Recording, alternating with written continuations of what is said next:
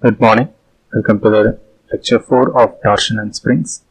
So in this lecture we are going to see the torsion in a stepped bar, that is the different diameter bars. Okay. When a shaft is made up of different lengths and of different diameters, the torque transmitted by individual section should be calculated first. The strength of the shaft is the minimum value of these torques, which means that consider this diagram which has a different cross section here. It is a solid section of this length and it has another diameter about this length. It is length 1, length 2 and length 3. That is different length and different diameters of each section. So it is AB1 section, BC and CD. So we have to calculate individual torques. That is, for a section AB we have to find out the torque, then BC, then CD. We have to compare all the torques and come and take the minimum value of the torques. This is the only concept in the stepped bar. Let's see with the example problem. A steel shaft ABCD have a total length of 2.4 meters, consists of 3 lengths having different section as follow. AB is hollow, having outer and inside diameter 80 mm and 50 mm respectively, and BC and CD are solid, BC having diameter of 80 mm and CD having diameter of 70 mm. If the angle of twist is same for each section, determine the length of each section and the total angle of twist if the maximum shear stress in the hollow portion is 15 Newton per mm square and take C equal to 8.2 into 10 power 4 Newton per mm square. So in this case, we have 3 sections. One is a hollow, another 2 is solid. Its diameters are 80 and 50. Its diameter is 80 and its diameter is 70.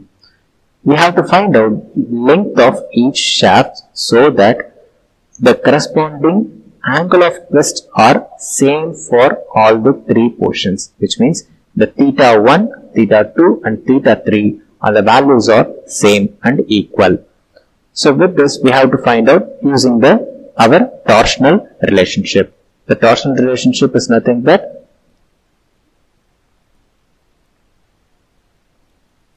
T by J will be equal to C theta by L. You can remember that if any shear stress is available here, we have to find out also tau by R. So this is a relationship, that is torsion relationship.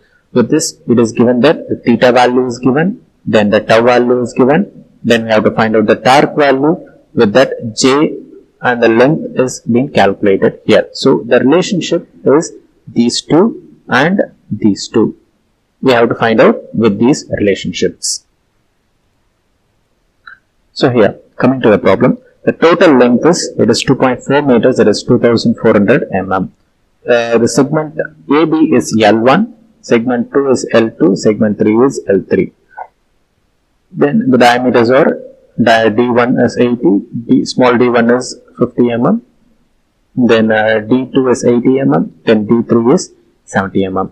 So here the condition is the angle of twist is same for each section, which means theta 1 will be equal to theta 2 will be equal to theta 3. This is the main equation we are going to form right now. Then given as tau. Tau 1 is 50 Newton per mm square.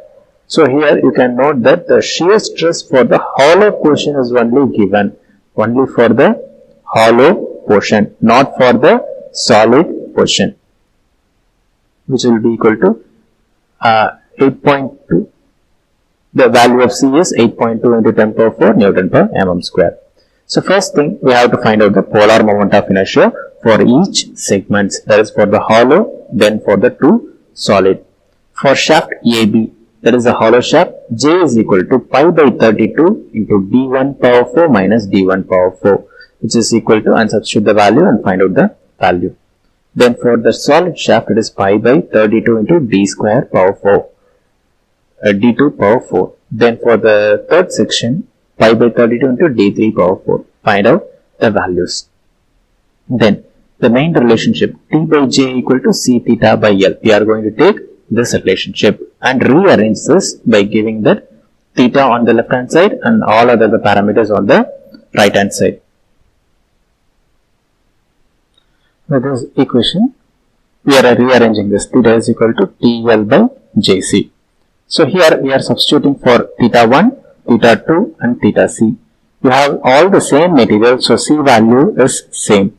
Also, the torque remains constant throughout the shaft, so that T value is also not changing.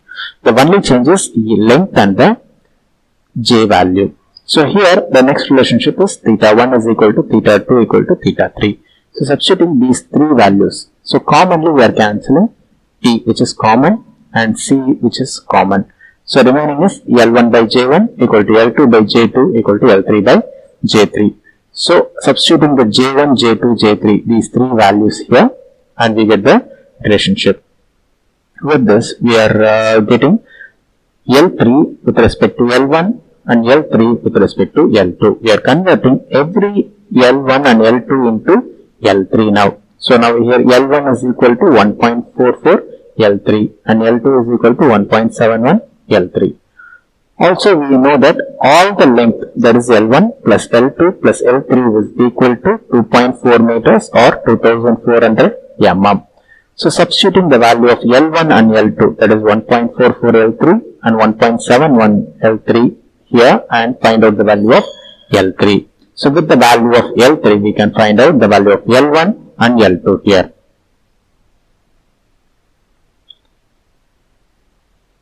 Then finally, as the shear stress in the given shaft AB, that is the hollow portion, the angle of twist can be obtained by the following equation, because we have to find out the angle of twist. So here tau by R is equal to C theta by L. So here in the first portion everything is 1, tau 1 by D1, L1 and theta 1. Substituting all our values except the theta value, we can find out the angle of twist in radians. Now we can convert this into degree, or you can keep the same in radians. So the total angle of twist will be theta 1 plus theta 2 plus theta 3, which is equal to 3 times the theta's value, which will be 2.1819 degree, or you can keep the same as the radians also. Thank you.